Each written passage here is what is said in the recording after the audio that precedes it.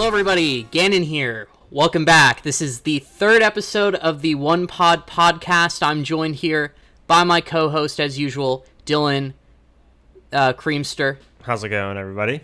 Yeah, no, this is a really important chapter because we have the reveal of Yamato. And let me just start off by saying that I think I've taken my first big L.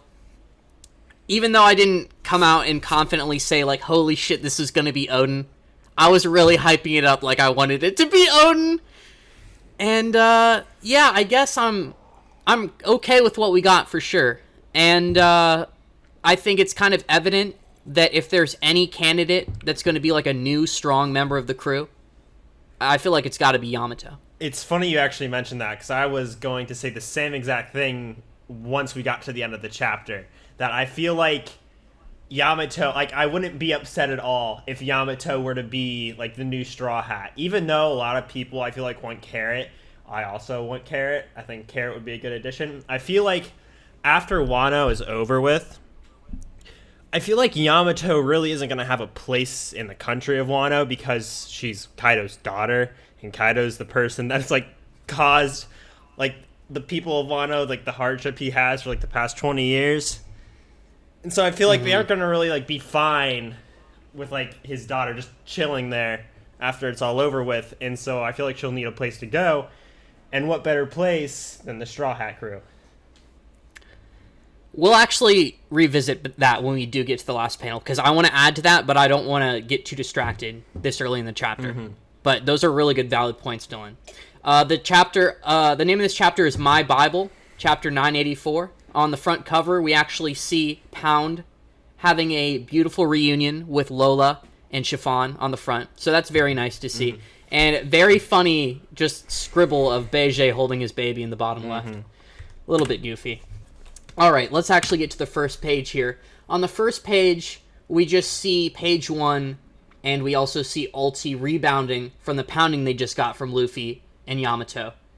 And we basically get an example here of really how sturdy the dinosaur zones are. Because, you know, while having a dinosaur fruit is cool, you know what I mean, you get to be a big giant dinosaur, and I'm sure that's stronger than, let's say, a bison or a lion. Something that also seems to come with all the prehistoric zones is that they're extremely durable. Makes them super tough. Biggest example of this is Jack, and how he was literally able to fend off the entirety of the country of Zou for multiple days without a scratch on him. Which is like a huge feat for Jack. And Jack has just been totally bitched and numbed down from a story perspective since we got to Wano. So yeah, the only thing kind of cool to notice on this page is, I mean, page 1, we get a little better look at him. And he's a little bit dorky, but I kind of like his character design. And also, we talked about this when we mentioned that Ulti, in the Viz translation, she says Thunder Bagua, more like Blunder Bagua. And we know that in the actual kind of literal translation, she changes it so instead of it's like 8 trigrams, it's 4 trigrams. But I guess in the more Americanized translation, they decided to go and change the top part of the name. All right, next page. This is crazy right here, okay?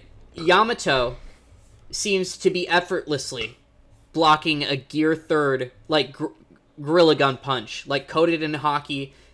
Luffy is steaming. He's like in gear 2nd, evidently, it looks like.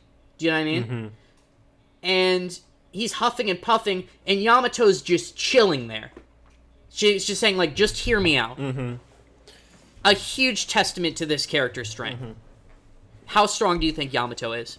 What do you mean by how strong? Like, comparatively to other characters? Or just like... Yeah, like, do your best and try to come up with a character. Okay. If I would have to, like, put Yamato up against the Straw Hats, I would say Yamato is definitely stronger than Sanji right now. Oh, fuck yeah. Easily. Sanji's getting whacked. Yes. I would also say that Yamato is also stronger than Jinbei, I would say. Dude, and I would say Dylan. that if Zoro were to go all out, which we haven't seen yet, on par with Zoro, but maybe has an edge on Zoro. But I feel like by the end of Wano, all of those characters will have grown in like with how strong they are, and maybe with the exception of Sanji, but I feel like by the end of it, both Jinbei and Zoro will be able to defeat Yamato. With what we've been shown, at least so far. Okay. Here's what I'm guessing right now. They're trying to hype up this character. This is supposed to be the new Straw Hat, I feel like. Like, I'm really leaning towards this is going to be the new Straw Hat. She's evidently saying, like, I want to fight alongside you. She respects Luffy. She sees him as kind of like the chosen one because she's read Oden's journal. He prophesied that there would be some great pirate to come along and open the borders of Wano. And it's Straw Hat Luffy. Everybody could see it clear as day. Mm-hmm. I mean, who else is leading this fight, you know? Mm-hmm. And also, sorry to interrupt, but... No, go ahead. A neat little thing I just noticed just now is that it would be a pretty cool parallel between Whitebeard and Oden, right? How Whitebeard came to Wano, and then Oden wanted to join Whitebeard's crew, right?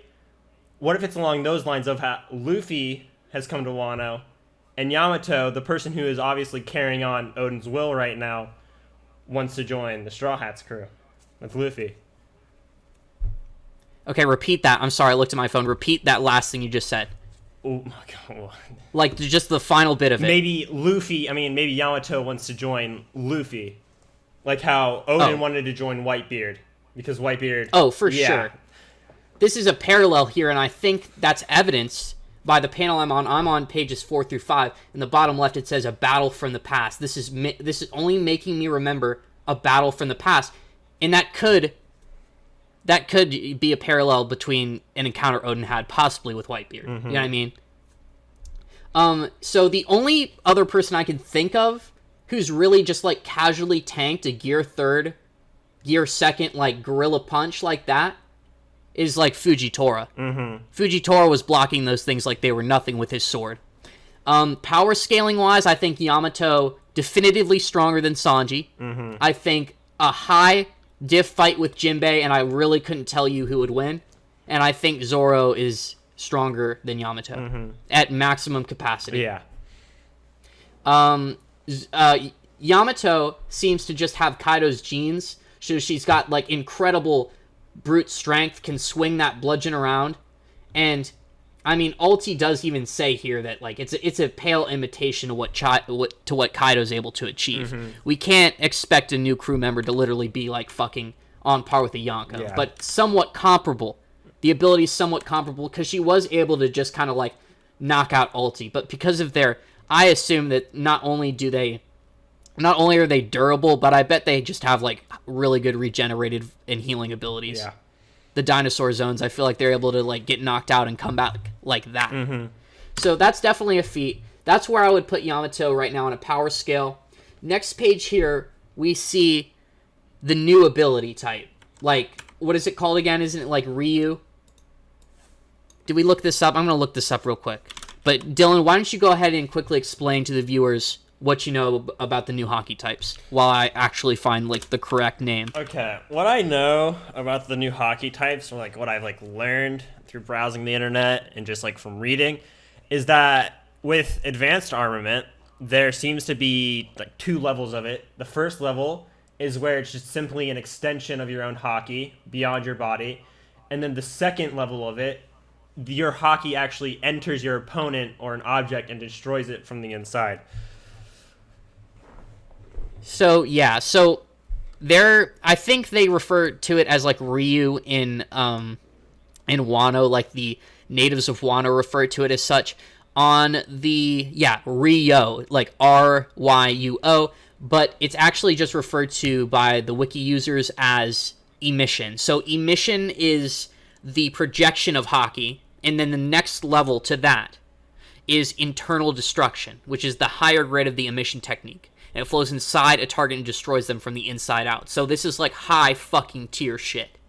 This is stuff that I probably think that only a handful of people in the universe of One Piece could do.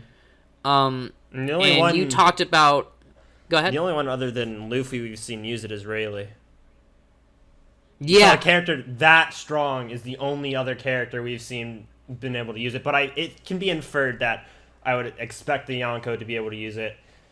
Maybe some of the higher tiered first commanders. Dude, I don't even think the first commanders can use it. Like, except from possibly, like, Ben Beckman. That's like who I'm talking about, like Ben Beckman. Like Marco's definitely not using this shit. Katakuri's not using this shit. Yeah. Shiryu is definitely not using this shit because he is a sword user.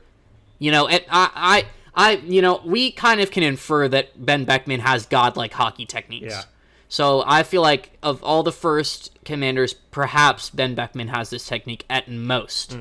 Mm-hmm. We were talking about how some people are theorizing that this is only capable by Conqueror's Haki users, and that it is a combination of Conqueror's Haki with a mission, because Conqueror's Haki is kind of a large projection of your Haki in a sphere or a radius to overwhelm your enemies. Do you know what I mean? Mm-hmm. And it's really not used on much anything else but fodder. Mm-hmm. We've seen a Haki clash, but it just, like, the Haki kind of projects forward and then dissipates. So it's really weird about how two Conqueror's Haki users really clash with base Conqueror's Haki. I feel like this is possibly a combination of the two. Mm-hmm. Because what's stopping, like, any character from learning this technique and becoming Yonko level? I feel like perhaps they have to have some prerequisite. Mm-hmm. It would make sense. And then we were also talking before we started recording about how this kind of coincides with my earlier theory. There was this theory that I created when I first started the channel, and I don't know if I fully believe in this theory, but it is actually still consistent today. I believe that not everybody has the potential to just simply awaken their fruit. I think that all the different fruit types require different prerequisites for awakening. I think that Paramecia types, the only people who we've seen with awakened fruits, are also Conqueror's Haki users.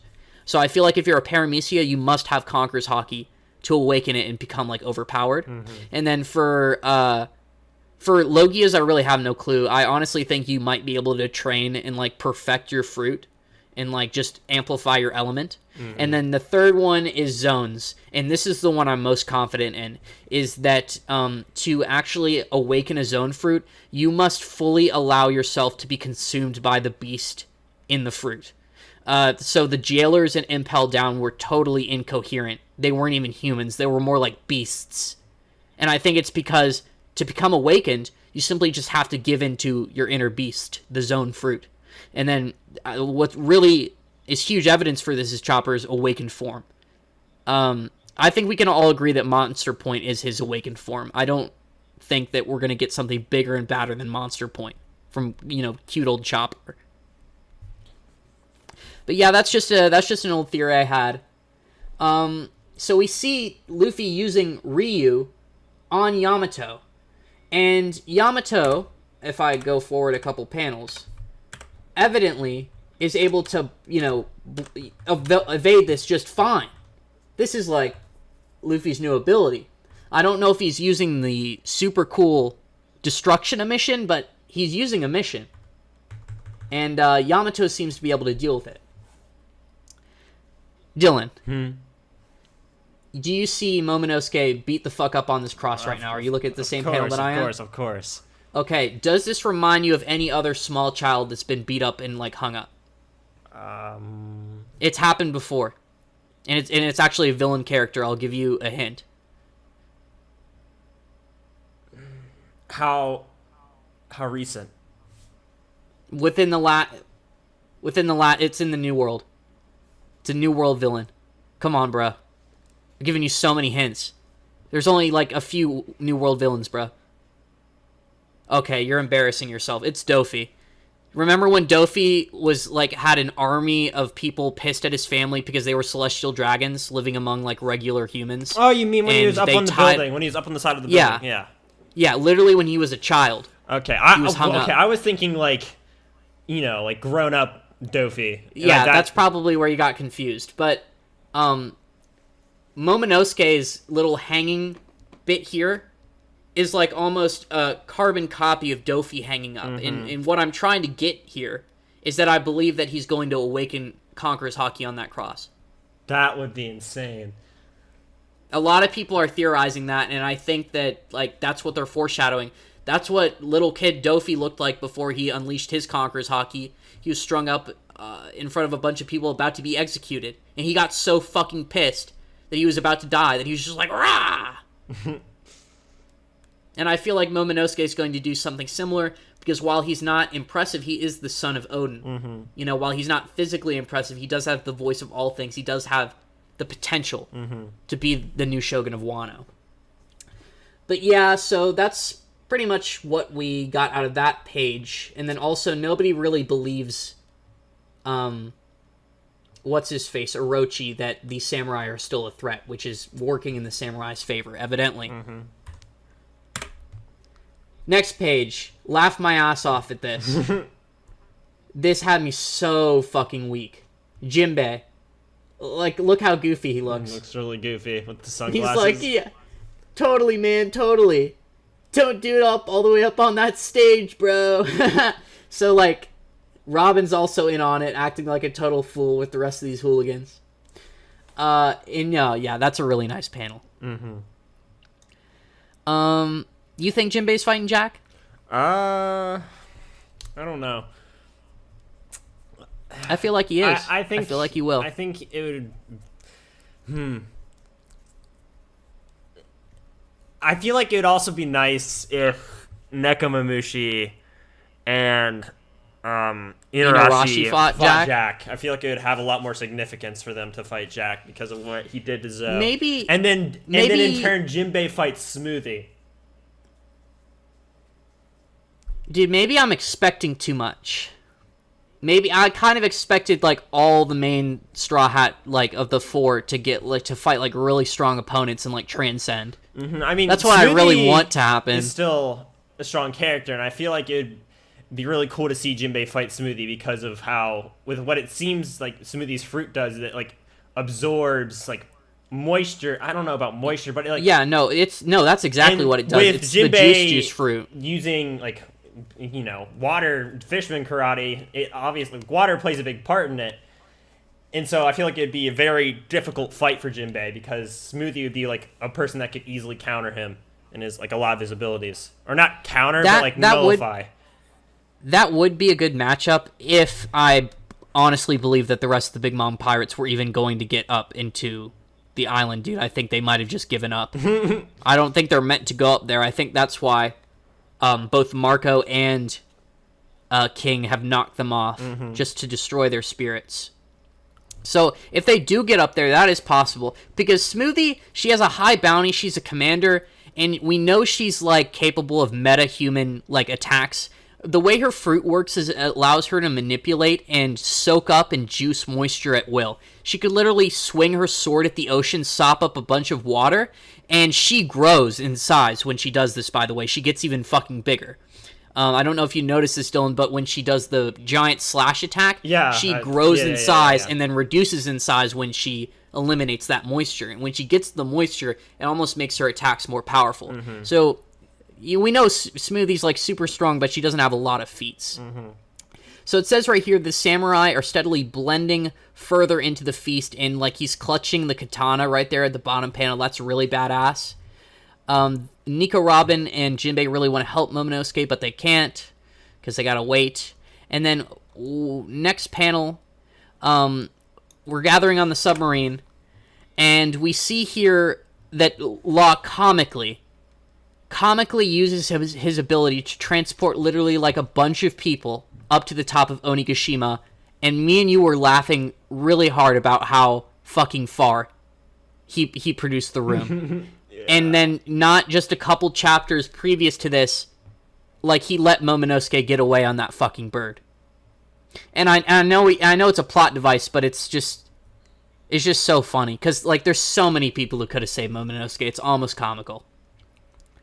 So yeah, all the samurai are up there literally behind the main doors of Onigashima. And this is the point when I realized, Dylan, that shit's really going down. Like, they aren't waiting. Yes, dude. Like, this shit is finally starting. Like, we've been waiting our whole entire lives for this, and it is starting right now. Thick of it right now. It's crazy. Law, the samurai, the stuff that we were literally envisioning in our head, like, years ago. Like, we were fantasizing about this shit is happening right now on the panels, bro. All the samurai, Law, fucking Marco is linking up with the squad. Marco, and here's Izo, dude. That's sick. And it's crazy. And, like, can we just talk about it real quick? About how this is definitely the war Oda said was going to make Marineford look like Child's Play. Like, this is 100% it. With all of these big, like, players here.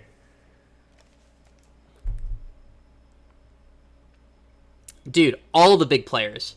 Sorry, I was looking down at my phone for a second. Like, all the big players. And another thing that kind of, like, made me ponder a little bit. Like, here's another plot hole. Speaking of, like, Law plot holes, this dude is pissing me the fuck off with the plot holes around his fruit. Here's Nekomamushi with his gun hand. He has a gun hand now, which is kind of funny. I don't know how effective a gun hand is. Like, guns are kind of useless to higher tier opponents. But actually, Izo uses guns. I was just about to now that we mention it. I was just about to say that. It looks like I noticed this when I was reading through this chapter the first time. I like saw Izo had guns, and that made me think like, maybe for like the really like not really, but like for like high tier like characters, maybe guns are actually effective because they get like know of a way to like have their like hockey coat like their bullets or something. I don't know. But obviously, that's what I'm saying. Like, being able to coat bullets in hockey has got to be, like, the highest tier shit ever, and I think there's, like... Remember how I said there was only a handful of people, like, capable of the emission hockey? I feel like that's a super advanced form of emission hockey, only known by, like, some of the most badass snipers in the world. Like, perhaps Izo...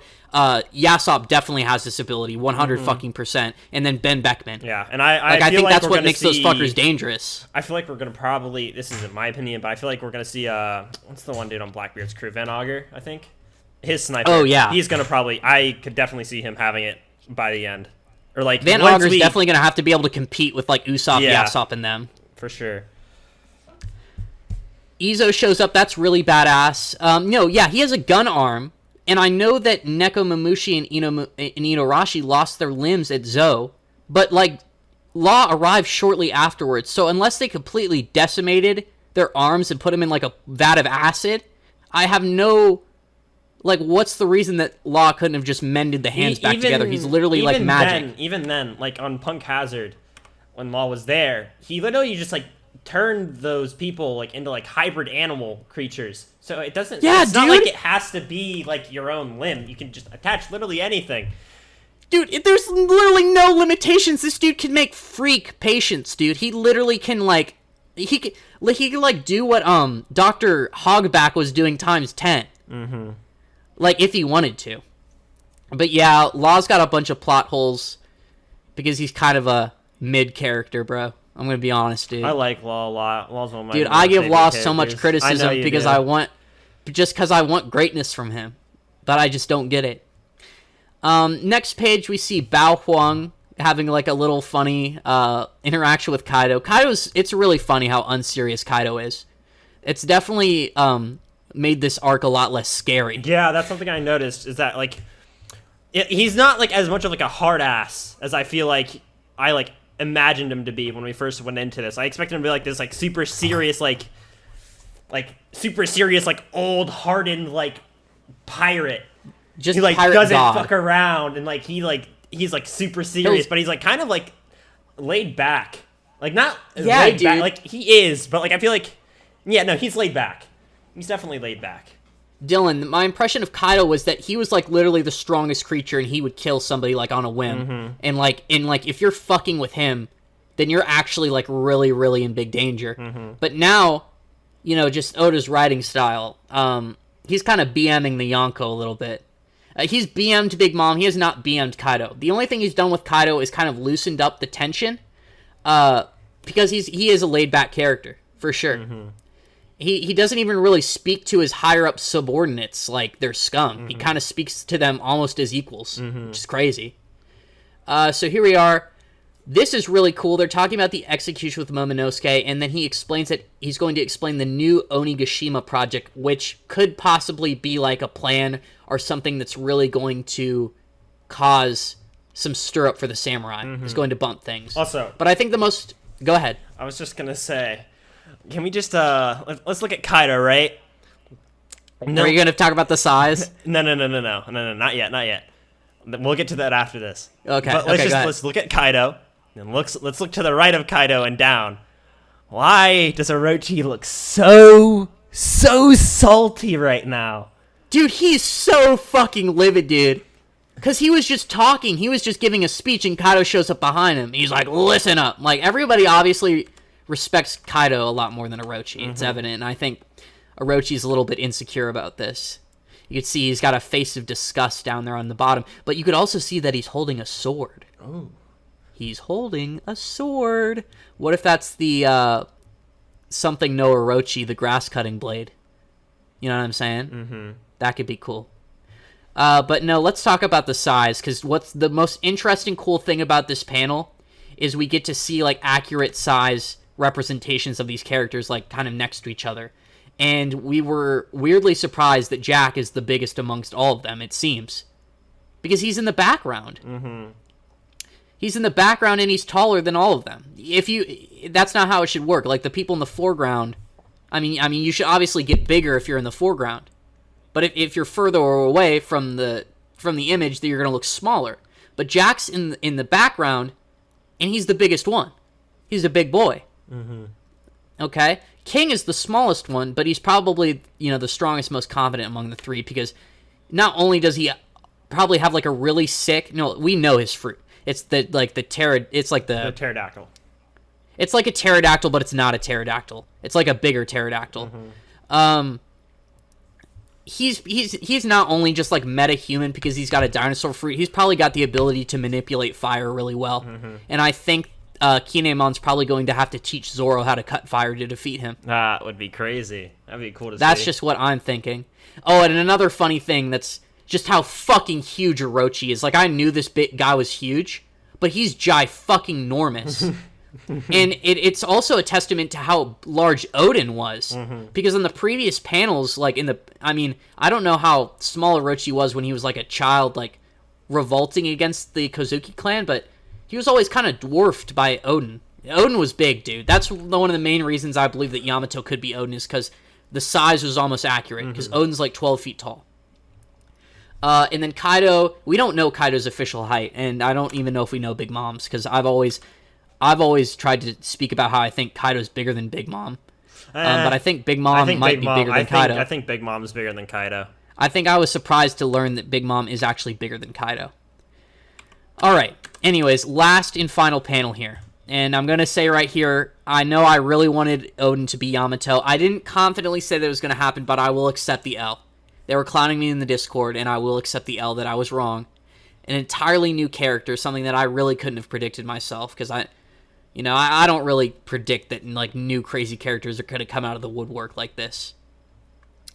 But yeah, guys, I've been right about so many fucking things, so it was about time I had a minor L. At least I didn't think that Kaido was going to be a fucking demon who ate a poneglyph fruit or something stupid like that. But, yeah, no. Kaido's daughter, self-styled Kozuki Odin, Yamato. And we learn that Yamato is this character who is old enough, evidently, I believe she's got to be between, like, 20 to 30 years of age. I think at most she's in her early 30s, like a Robin-aged character. And she explains that she saw the execution of Kozuki Odin, and that it was, like, insane. She was so inspired, and she found his journal, and the journal is the same thing I believe that we read in his backstory, like that was a personification of his journal. Mm-hmm. He was reading it out loud. So she sees everything on the pages that Odin wrote, including the prophecy that some man is going to come and open Wano, and there's, like, this prophesized great pirate who's going to come. And everybody sees that it's clear as day that's going to be Luffy. And so she says that she wants to fight along Luffy's side, and that she basically, she wants to open the country, and that she also reminds him of Ace. And that's the big bombshell, I'm sure, to a lot of fans. You know I don't really give a fuck about Ace. Utama mentioned Ace as well, I didn't care. Ace has definitely, like, been to Wano and made an impact here. So, yeah, I feel like there's a good chance that she's going to become a new character. We've already talked about her strength level. She's got a cool design, for sure. Absolutely. I mean, If those, I want those horns to literally be a part of her biological being. Right, I think they are. Like, do you think Kaido's also got horns? Yeah, definitely. Like, those are real? Yeah. And that would mean that they're, like of a different species, like a horned tribe, then.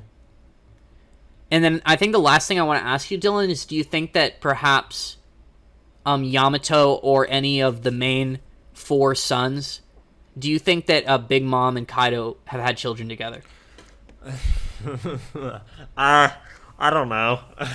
I really can't speak on that one at all. I haven't really thought about that at all. I mean, it would make sense because they were on the Rocks Pirates together. But I mean, like, I feel like that would just be like, that would introduce a character that I feel like just like through pure genetics would be just like insane and crazy. Like, so overpowered. Like, so I don't know. I really couldn't tell you. I haven't thought about that one that much. I'm thinking if there are going to be, like, Big Mom, Kaido hybrid super children, it would either be, like, you know, the triplets or Yamato. It has to be either of those two. Because they're what you're describing. They're, like, the freak super strong examples of, like, super children. You know, the only thing that I would argue that it's a possibility is that Big Mom casually fucks people and has children and fucks off with them. It's very casual for her. Like, her fucking Kaido one day, I mean, they seem to be kind of chummy. Like, they're chummy as fuck. They're literally old friends. I mean, they were pissed at each other at the beginning of this conflict, but now they casually just made some pirate alliance because they, you know, met for the first time in ages. They're probably reminiscing. So yeah, I think it's possible. It would be cool if Yamato was actually a product of Big Mom and Kaido. It would be cool. But yeah, and also she's quite cute. She is a good-looking girl. Dude, the thing is though, like, are we really gonna get both Carrot and her? Like, are we gonna get two I don't know. female characters, I really dude? don't know. I feel like it has to be one or the other. I feel like it has to be one or the other. I feel like Carrot's got to return to Zoe and have some responsibility there. That's another thing I should mention that I thought of, is that with how Yamato isn't really going to have any place for her to go, except for, like, the Straw Hats would be the obvious choice for her to go after this. Carrot has Zoe to go back to and the Minks to go back to and all that stuff. And I feel like for Carrot, it would be really fitting for Carrot to be like the representative of the Minx tribe and like the Straw Hat Grand Fleet. Oh yeah, I think it'd be really cool for her to like be kind of their ambassador. Yeah, exactly, yeah. Because obviously later down the line when Luffy is older, I imagine Nekomamushi and Inuarashi are going to be a little bit too old to be the protectors of Zoe. Might be the Grand Masters chilling around, the wise old guys, but the new gens definitely got to step up. Like in Naruto, they had the new Kages, which were all hella fucking weak, except for Gaara, of course. And yeah, no, that's definitely a possibility. But I just, it would be a little bit whack, you know. I mean, I'm all for the female characters, guys. I'm not, you know, we're not saying anything like that. But it's just like, if you're gonna have 2 characters in a row join the crew, they're both cute females. Like, you're kind of pandering to, like, you know what I'm saying? You're kind of like, it's kind of like the same thing. Like, I want something different. Like, I want a new female character that's cool. Like, Yamato is the one I want to join the crew. I want Carrot to sit back. And I want like a male character or like another animal character, something new. I want one more Straw Hat to join because I think Oda's even stated like the amount of Straw Hats that we're getting, and I think there's like 2 to 3 slots open if people do the numbers right. But at most I think there's 2. I think Yamato's going to join. I think at most we're going to get 1 more member. I feel like, me personally, I feel like it's going to be Yamato, and then that's it. Yamato and that's it? Yeah. That's what I think. The dream scenario is that Yamato joins, and then like end of series they have a time skip, and then you see Luffy on the on like the front of his pirate ship, and he's like he's like maybe like a 27, and he's like a jock. He's fucking huge. Chad. He's got like god hockey. He's the god rubber man, and then like another crew member has been added to the main cast, and it's literally Charlotte Katakuri. And then we're all just jumping down in our seats, and we're like, oh, let's fucking go! Let's fucking go, baby! Alright, don't front and act like we don't all want that to happen. Like, that wouldn't be totally fucking sick. That'd be really cool, but do I think that'll happen, though? Not at all. Fuck no, dude. Dude, I need Luffy to have some other interaction with Katakuri before the story ends, though. We need it. For sure. We fucking need it, dude. I love that character. Everybody loves that character so much. He's badass. But yeah, Dylan, any final thoughts that you'd like to share about this chapter? Any predictions? Anything? Get off your mind right now. None right now. None that I can think of. All right, I think we're content talking about this chapter, guys. Yep, I'll take the L. But no, I'll gladly take the L, because I'm actually kind of happy about this result. Odin would have been cool and badass, and it's like, you know, that was my headcanon, what I wanted to happen. And one thing I need to add, I was 50-50 on it, but, like, there was a lot of evidence, and, like, it's even stated that, like, she's, like, basing everything about herself off of Odin. Yeah, like, her persona is literally Odin. Yeah, so it's, like, not that, like, we're not like, we're wrong. It's not, like, it isn't Odin, but, like, it's a person that's heavily inspired by I even stated in the last video, I was like, it's either the case that we're being heavily led to believe that this is Odin, because the evidence is literally striking, or it's not Odin. Mm-hmm. And it wasn't Odin, and we got this really awesome, cool character, and I think the main thing I'm looking forward to in the coming chapters is how she behaves in her interactions and her abilities. Mm-hmm. Like, I mean, she seems to just be this brute force, like, awesome character. And, yeah, no, she would be a really awesome, cool-looking addition to the pirate crew. Luffy would have a whole bunch of varied, cool, different people, kind of like how Whitebeard does. He has, like, over a dozen commanders, and they all have different, really cool designs. Mm-hmm. And that's the same with Luffy right now. He's got the whole Straw Hat Grand Fleet, and now he's got Yamato potentially joining the crew. But yeah, guys, anyways, thank you so much for listening. If you guys enjoyed the video, please remember to slap a like on it. If you have anything that you would like to share, please leave it down in the comments below. I will be sure to get back to you. Thank you so much for Dylan, for being here. We are going to have to see you guys in the next one. Bye-bye! Goodbye.